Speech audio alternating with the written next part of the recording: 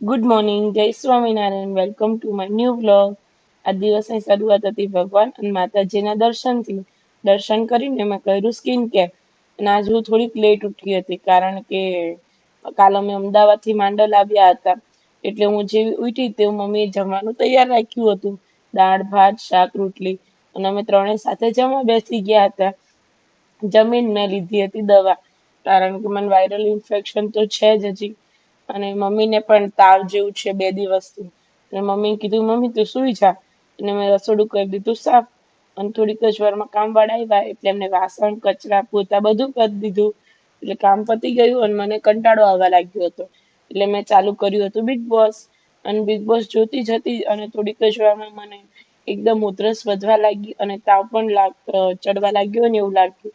તો મને પપ્પાએ કીધું ચલ હું તને દવાખાને લઈ જાઉં. એટલે હું ને પપ્પા બંને દવાખાને ગયા, રુદ્ર હોસ્પિટલ. અને અહીંયાથી મેં ઘણી બધી દવાઈ લીધી અને ઘરે આવી ત્યારે મમ્મીએ વઘારેલી ખીચડી તૈયાર રાખી હતી. એટલે અમે ત્રણેય સાથે જમવા બેસી ગયા. જમીન ઊભી થઈ તો થયું કે લાવ ને મમ્મીને થોડીક હેલ્પ કરાવ.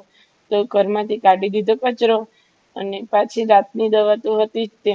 તો દવા લીધી રાત્રે તે અને દવા લીધી એના પછી થયું કે ઘડીક લાવ ને ટીવી જોઈએ.